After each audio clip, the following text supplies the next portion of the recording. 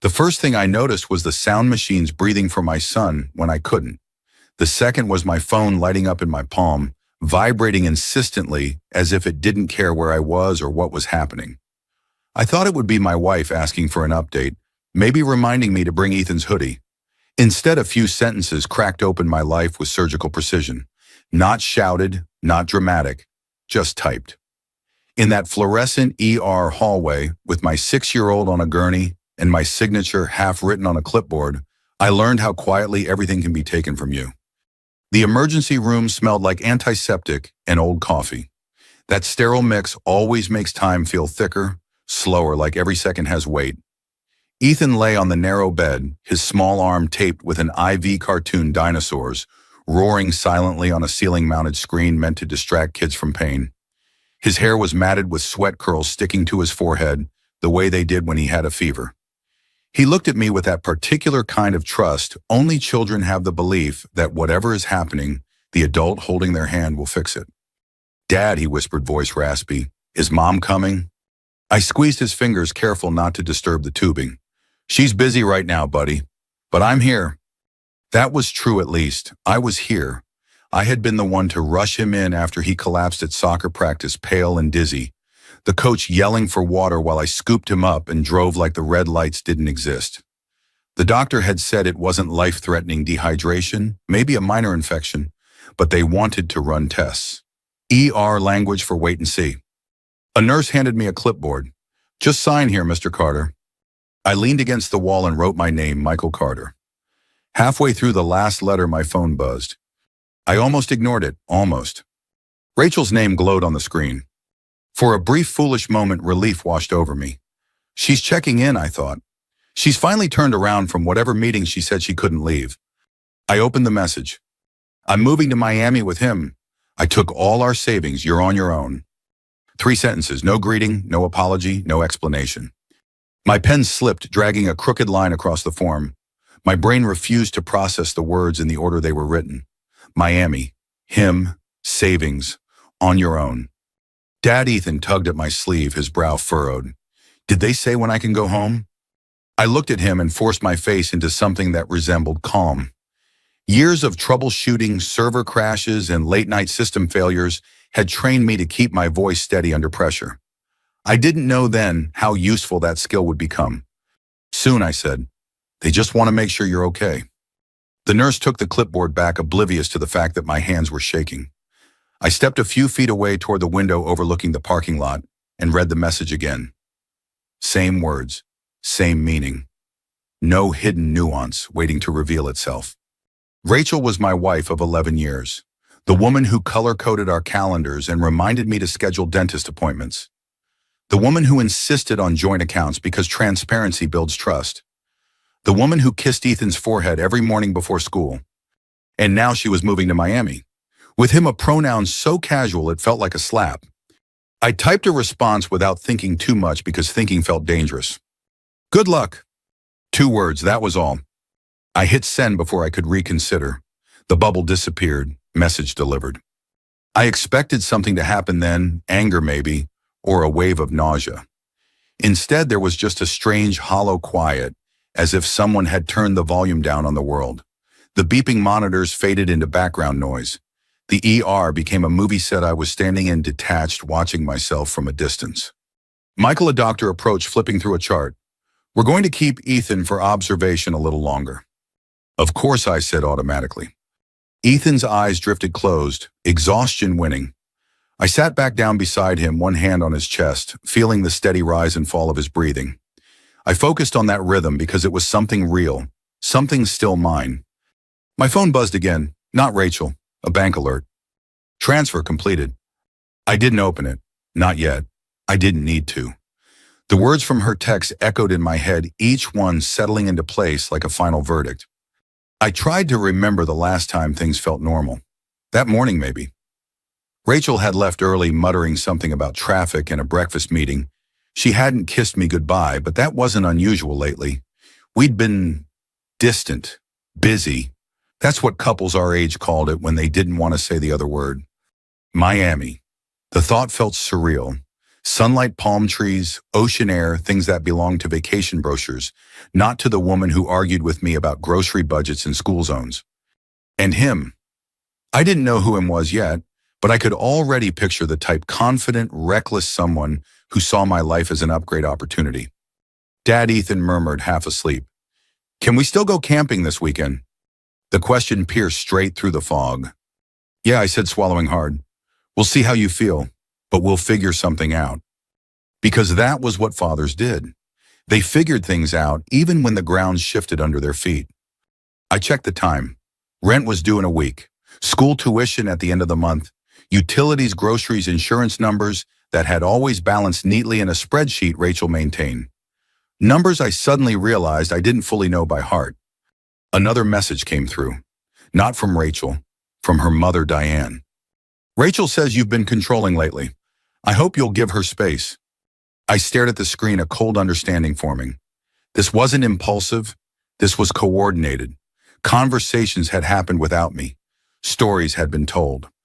In the ER hallway with my son sleeping and my life quietly unraveling, I understood something fundamental. Whatever Rachel had gone to Miami for, she hadn't just left. She had prepared. I slid my phone into my pocket and leaned closer to Ethan, brushing his hair back gently. The monitor continued its steady beep. Alive. Here. That mattered. Outside, an ambulance screamed into the nightlights, flashing red against the glass. Somewhere between those lights and the hum of the machines, a line was being drawn between the life I thought I had and the one I was about to be forced to build. And when she arrived in Miami, she believed she was free. She had no idea what she'd set in motion. The hospital discharged Ethan just after midnight. The doctor's voice was reassuring, practiced. Dehydration likely compounded by a mild infection. He'll be fine with rest and fluids. I thanked him, nodded at the nurse, gathered the paperwork. Ethan slept against my shoulder as I carried him to the car, his weight familiar and grounding. Outside, the air was cool, the parking lot washed in sodium lights. Normal, almost peaceful. I buckled him into the back seat, adjusted the straps with the same care I always used, then sat behind the wheel, and finally allowed myself to open the bank alert.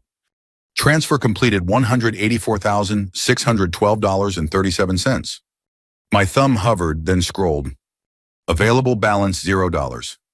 For a moment, I thought it had to be a glitch, a delayed refresh, something technical I could explain away if I dug deep enough. That's how my brain worked, systems, logic, solvable errors. But the app refreshed again, obediently, mercilessly. Zero stayed zero. I started the car and drove home slowly, Ethan breathing softly behind me. Every red light felt longer than the last. At one intersection, a group of college kids laughed as they crossed the street, carefree, loud.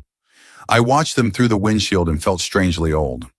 At home, I carried Ethan inside and tucked him into bed, placing a glass of water on his nightstand and lining up the medicine bottles the nurse had given me. He stirred once, eyes half opening. Dad. I'm here, I said. Go to sleep. When his breathing evened out again, I closed the door and stood in the hallway, staring at the family photos lining the wall. Beach trip, birthday cake, Rachel's arm around my waist, smiling like we had a shared secret. I wondered how many of those smiles were rehearsed. I went to the kitchen and opened my laptop. If there was one thing panic couldn't survive, it was data. Checking account next, $412.89. Credit card balances. Mortgage auto draft scheduled in 10 days. School tuition invoice flagged as upcoming. I pulled up the retirement portal, my 401k. A withdrawal notification blinked at the top of the screen. Rachel hadn't been able to take everything, not without penalties, but she'd taken the maximum allowable portion. She knew exactly what she was doing. I leaned back in the chair, the hum of the refrigerator suddenly too loud. Rachel had always handled the finances. You're better with systems, she'd say, tapping my laptop. I'm better with money. I'd believed her, trusted her. Trust I was learning was a liability if it wasn't shared equally. My phone rang. Diane. I considered letting it go to voicemail. Instead, I answered. Michael, she said sharply, no greeting. What have you done? Hello, Diane, I replied, keeping my voice level. Rachel is distraught, she continued. She says you've been emotionally volatile, that she felt unsafe staying in the house. Unsafe, the word landed with intention. That's not true, I said. She texted me tonight. She left. Because you pushed her, Diane snapped. You've always been controlling. I warned her about marrying you. I closed my eyes. This wasn't a conversation. It was a performance. Lines memorized, cues followed. She emptied our accounts, I said. All of them. A pause, brief but telling. Rachel needed resources to protect herself, Diane replied carefully. You make good money, you'll recover. I looked around the kitchen, the chipped mug. Rachel refused to throw out the grocery list on the fridge, written in her neat handwriting. You knew, I said quietly. Another pause, longer this time. I know, my daughter, Diane said, and I know what men are capable of when they feel cornered. The accusation hung between us, ugly and deliberate. Good night, Diane, I said, and ended the call before she could respond. My hands were cold. I wrapped them around my mug, though I hadn't poured anything into it. The realization settled in slowly but firmly. Rachel hadn't just left with money. She'd left me a story already in circulation, one where I was unstable, unreliable, possibly dangerous. A story that explained her actions before anyone asked questions. I opened my email. Among the unread messages was one from a law firm I didn't recognize. Subject: notice of filing, Carter versus Carter. My chest tightened. The email was brief, clinical. Rachel had filed for divorce earlier that week, citing irreconcilable differences. Temporary orders requested. Custody arrangement pending review. Earlier that week, while I was coaching Ethan's soccer practice, while I was fixing the neighbor's router, while I was making dinner and assuming the distance between us was something we could talk through when things slowed down, I scrolled further. Another message, this one from Rachel, timestamped 20 minutes earlier. We'll communicate through lawyers from now on. Please don't make this harder than it has to be. Harder. I typed, deleted, typed again. Then I stopped. Words felt inadequate, and worse, they felt like they could be used against me. I locked the phone and placed it face down on the counter. I slept on the couch that night, if what I did could be called sleep.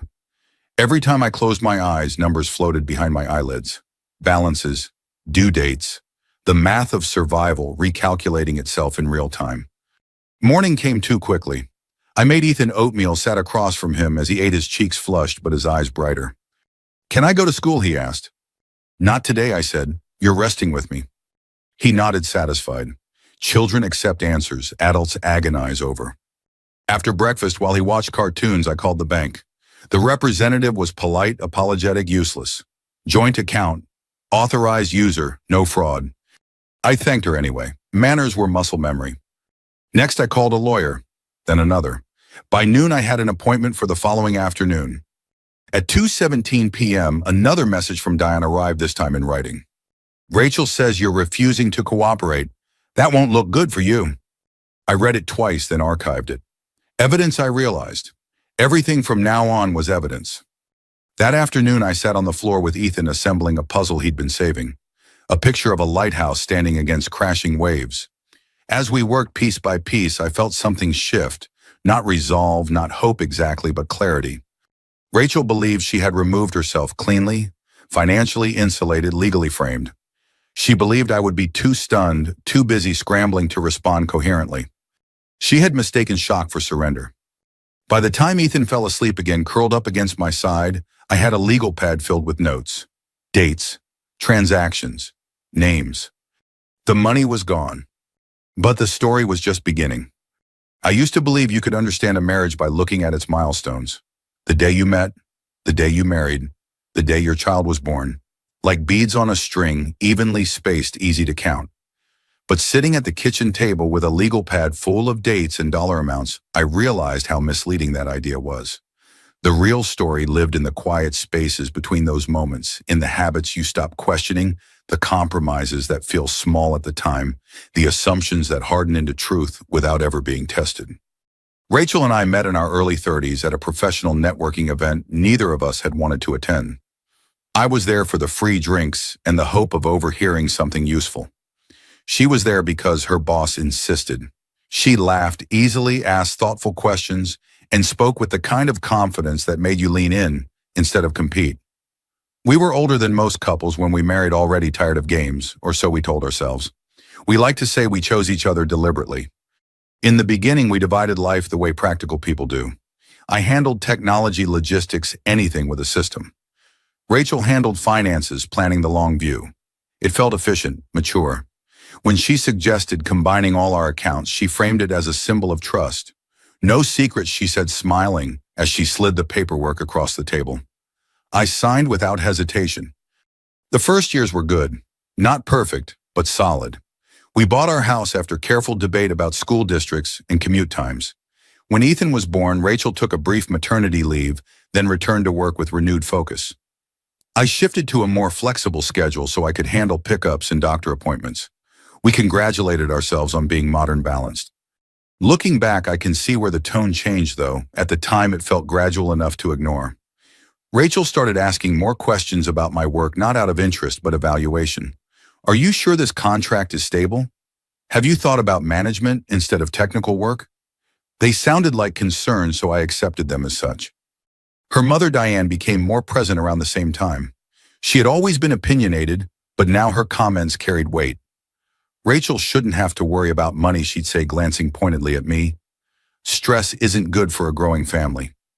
Rachel never contradicted her. She didn't have to. Silence did the work for her. When Rachel proposed that she take full control of our investments, I agreed. She had a background in finance. I trusted her. That trust was reinforced by small, reasonable explanations whenever something didn't quite add up. A delayed statement, a reallocated fund. It's complicated, she'd say, and I believed her, because believing was easier than admitting I didn't understand the rules of a game I was playing. Lucas entered our lives as a name before he became a presence, a colleague, a brilliant strategist, someone who really understood the market. Rachel spoke about him with professional admiration, the same way she spoke about mentors and clients. When I finally met him at a company event, he was exactly what I expected. Charming, articulate, effortlessly confident. He shook my hand firmly, looked me in the eye. You're lucky, he said, nodding toward Rachel. She's impressive. At the time, I felt proud. The shifts at home were subtle. Rachel traveled more. Dinners were rescheduled. Conversations shortened. When I mentioned feeling disconnected, she accused me of being needy. We're adults, she said. This is what ambition looks like. I didn't want to be the kind of man threatened by his wife's success, so I swallowed my discomfort and tried harder. Ethan adored her. That alone should have been enough to keep us anchored. She read to him when she was home, helped with homework, kissed him goodnight. If there were nights she missed bedtime, she always had a reason. A call ran late, a client crisis. I accepted them all. The first real argument about money came 2 years ago, after I noticed a sizable transfer I didn't recognize. Rachel explained it as a temporary repositioning. It'll be back, she said. Trust me.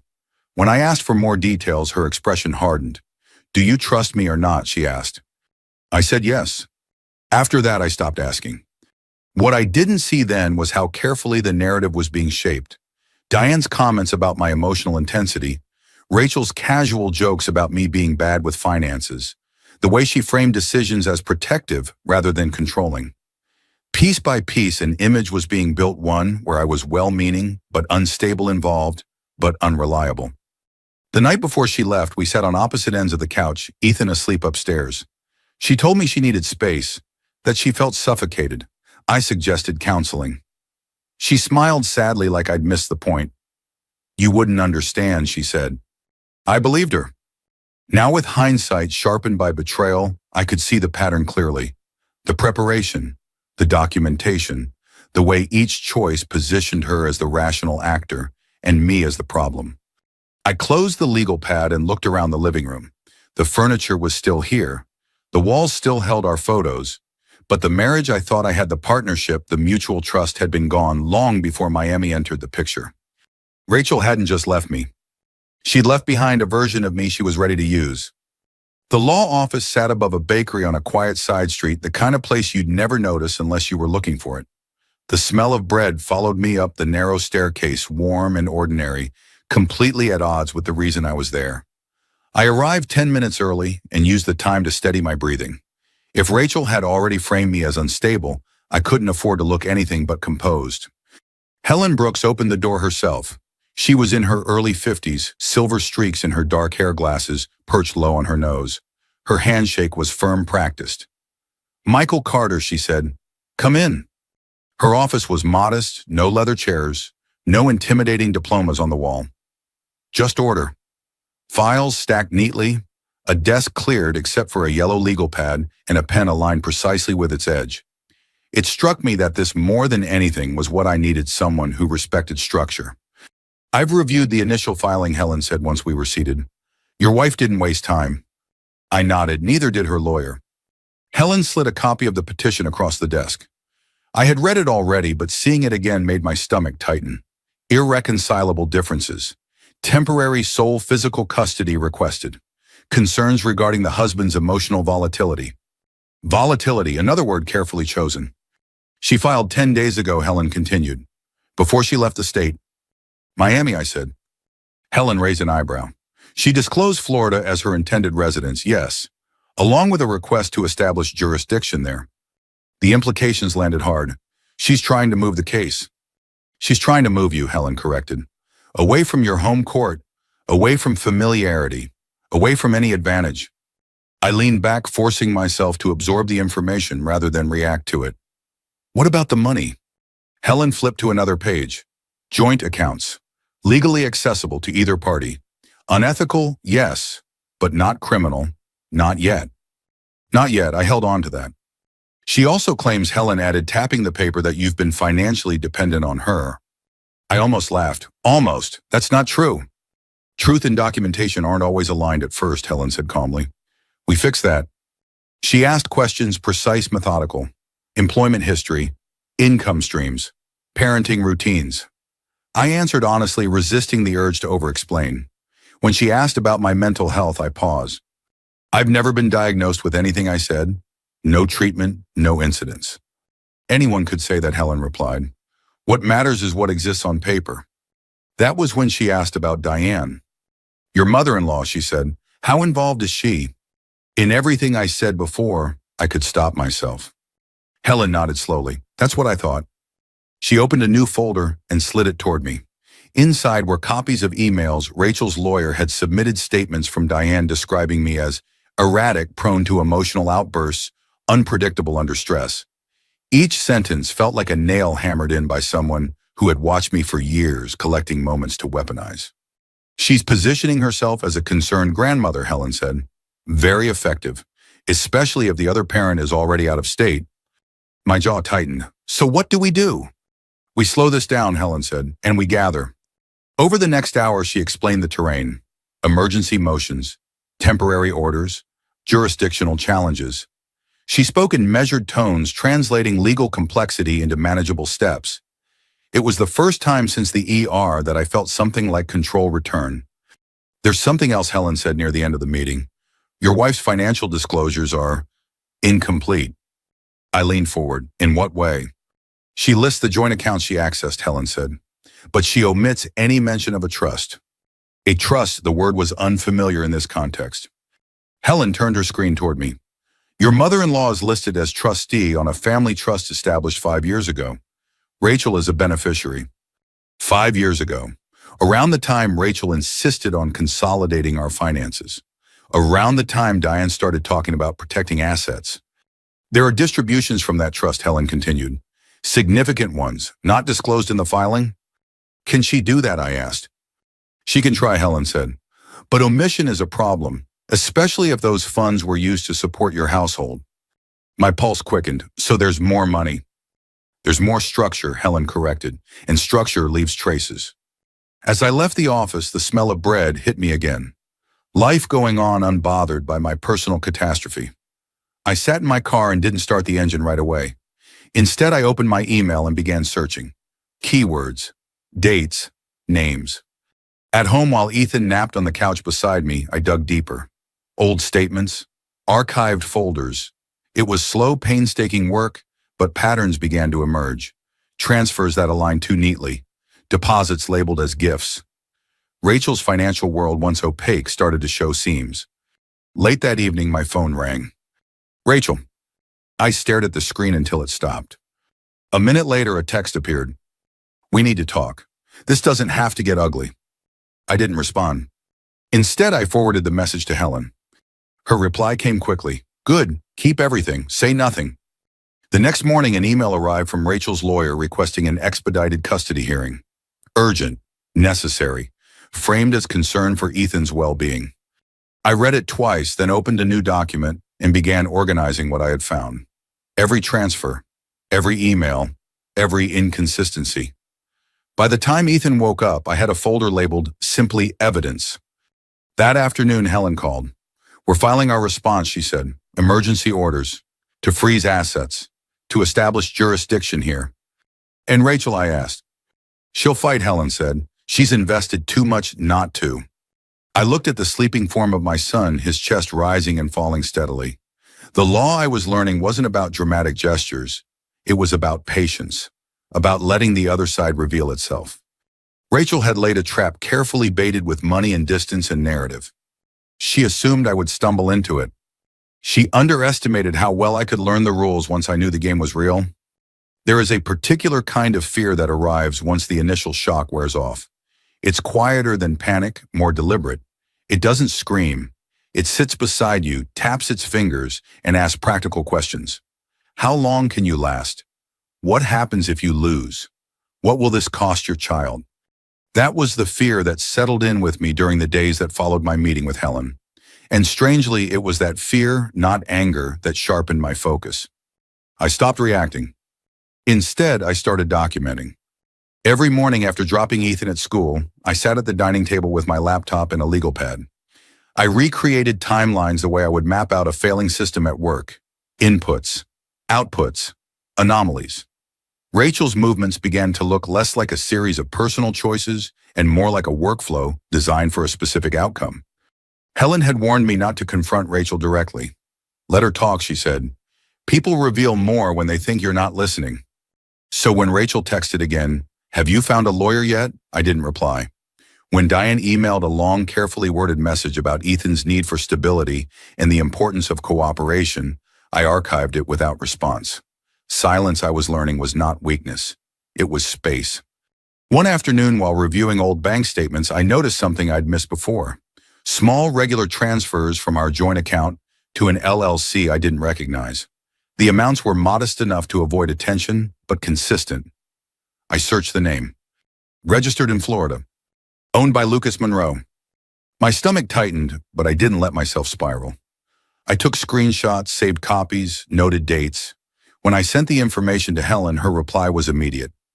"Good catch. This matters." That night after Ethan went to bed, I opened the filing cabinet in Rachel's old home office.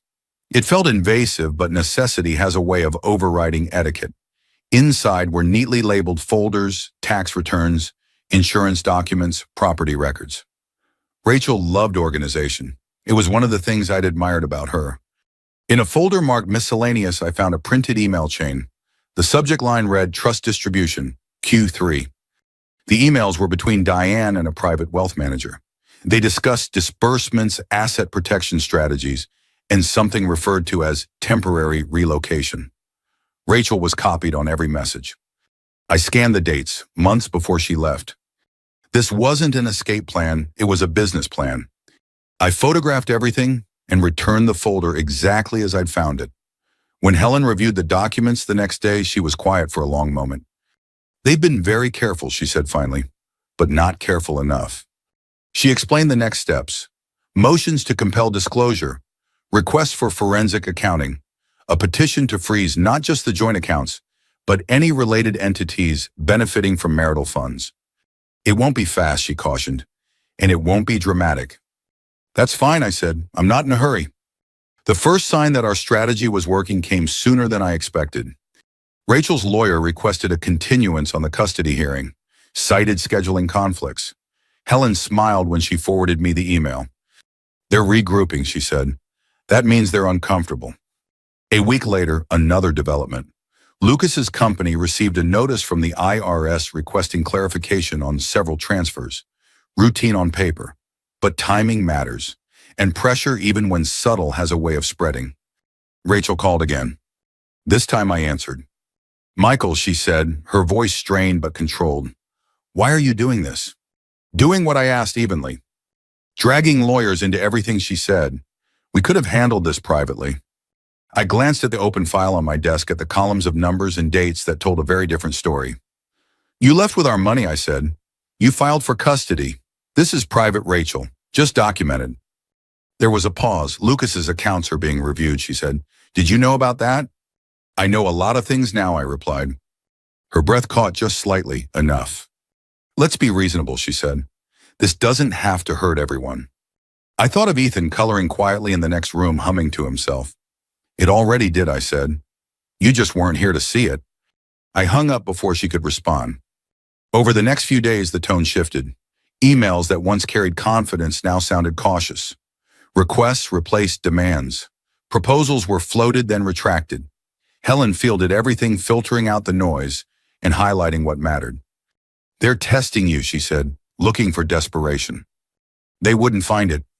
Instead, they found compliance. With the law, with process, with patience. The court granted our motion for a temporary asset freeze pending full disclosure.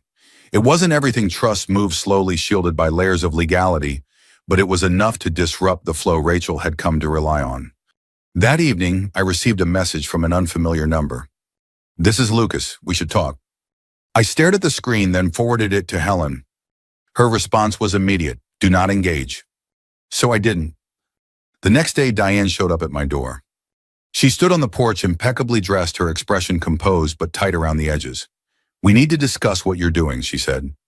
I stepped outside and closed the door behind me. If you have something to say, you can put it in writing, I replied. Her eyes narrowed. You're hurting my daughter. I met her gaze. You helped her do this. She scoffed. You're imagining things. I thought of the emails, the trust, the careful choreography. I'm documenting things I said. There's a difference. For the first time, uncertainty flickered across her face. Be careful, she said quietly. People with power don't like being challenged. I nodded. Neither do people with children. She left without another word. That night, as I tucked Ethan into bed, he asked, Is Mom mad at you? I smoothed his blanket. Your mom is dealing with some things I said, but she loves you. He seemed satisfied with that, rolling onto his side. Children accept partial truths when they feel safe. As I turned off the light, my phone buzzed with a notification from Helen.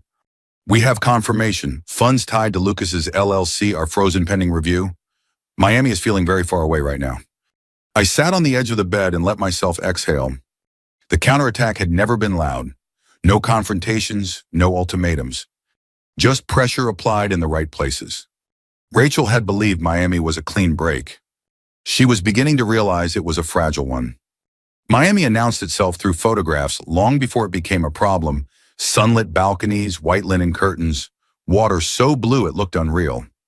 Rachel posted nothing publicly, but the evidence arrived anyway, filtered through lawyers' filings and the small tells people leave behind when they believe the ending is already written. The first sign was procedural. Helen called on a Tuesday morning, her voice measured but energized. They've requested a modification to the asset freeze, she said. They're claiming hardship. Hardship, I repeated. Yes, Helen replied, which means the freeze is working. Hardship as a concept had always belonged to other people in Rachel's vocabulary.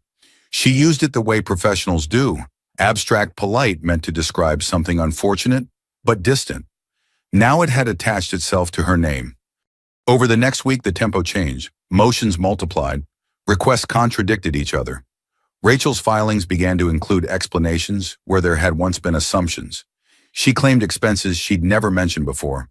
Living costs, relocation fees, legal retainers.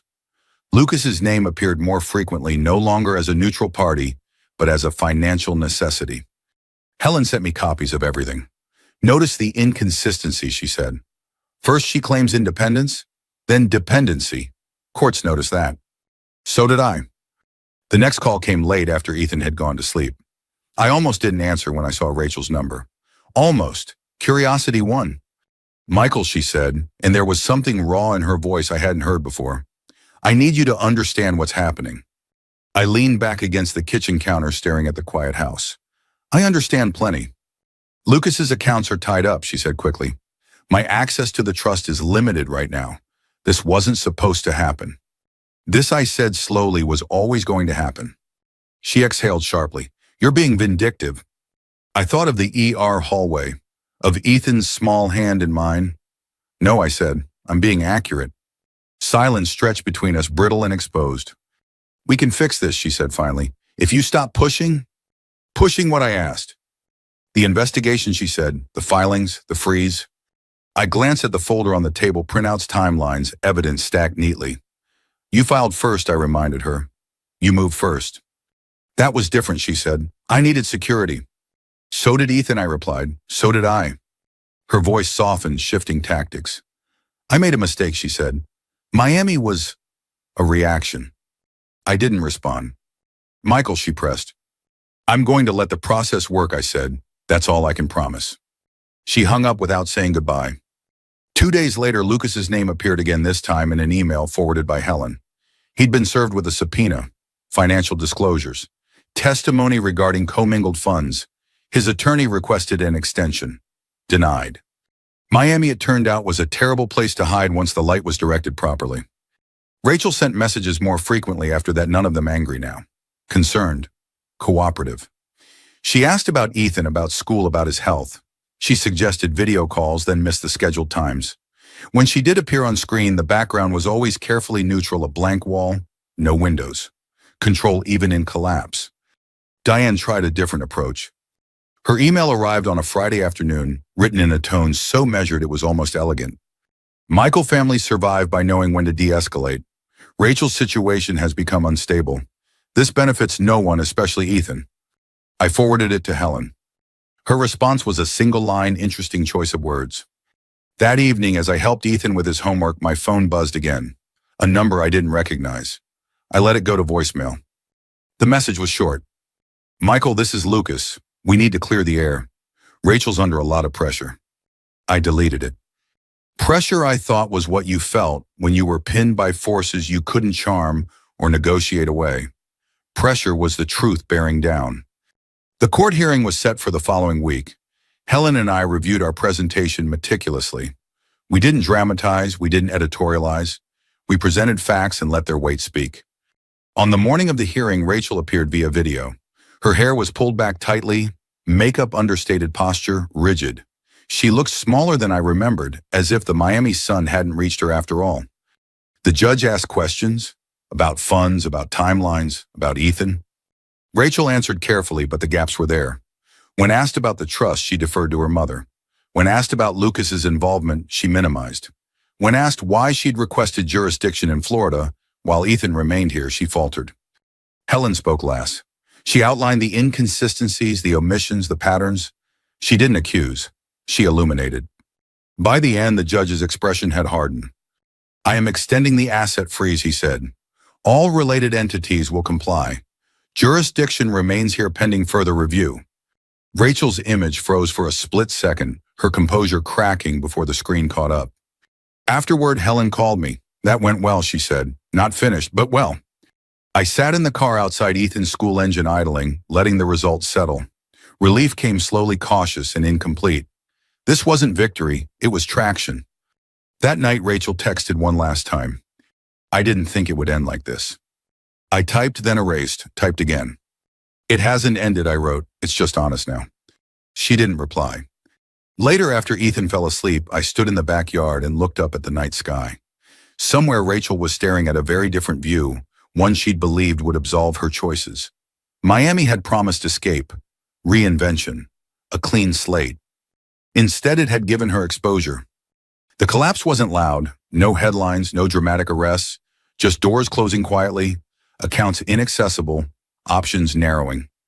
In the end, Miami didn't break her. It revealed her. The morning the court issued its final temporary orders, the house felt different, not lighter exactly, but steadier, as if the walls had stopped bracing for impact. I made coffee and stood at the kitchen window while it brewed, watching Ethan's backpack sway gently where he dropped it the night before. Ordinary details had become my markers of progress. If the small things were still intact, so was the center. Helen called just after 9. Full physical custody to you, she said. Supervised visitation for Rachel contingent on compliance. Asset disclosures ordered in full. Trust distribution subject to review. Jurisdiction remains here. I closed my eyes, not from relief, but from the release of holding my breath for weeks without realizing it. Thank you, I said. You did the work, Helen replied. You stayed disciplined. After we hung up, I sat at the table and let the silence settle. There would be more hearings, more paperwork, consequences that unfolded slowly, methodically. Justice, I was learning, wasn't cinematic. It was cumulative. Rachel sent a message later that afternoon. It was brief. "I'll follow the order. I want what's best for Ethan." I read it twice, then placed the phone face down. Wanting and doing were not the same thing. Not anymore. Diane didn't write again. Her absence felt intentional, strategic. Power recalibrates itself when leverage disappears. I didn't take it personally. That evening, I picked Ethan up from school. He ran toward me, backpack bouncing, grin wide. Guess what he said? "We're learning about planets." "Which one's your favorite?" I asked. "Saturn," he said without hesitation. "Because it has rings. It looks like it's protected." Protected. I smiled and buckled him into the car. Life resumed its quieter rhythms. Homework at the table, dinner together, weekend errands. The case remained present, a low hum in the background, but it no longer dominated the room. What dominated now was the work of being here, of showing up without the constant intrusion of fear. A month later, the forensic accounting report arrived. It was thicker than I expected, dense with tables and annotations. Helen summarized it over the phone. "The trust was used to supplement household expenses," she said, "which means it's marital. The offshore entities were leveraged improperly. Lucas has exposure. Rachel's position has weakened significantly." "And Ethan?" I asked. "Ethan is safe," Helen said. "That's the priority." I thought back to the ER hallway, to the moment my pen had slipped mid-signature. The difference between then and now wasn't courage or cleverness. It was persistence, a refusal to be rushed into collapse. Rachel's supervised visits began the following week. I kept my distance, stayed in the other room. Ethan emerged afterward, thoughtful but calm. "She seems tired," he said once. "Sometimes people get tired when things change," I replied. He accepted that. The house filled with new routines. I adjusted my work hours, negotiated flexibility.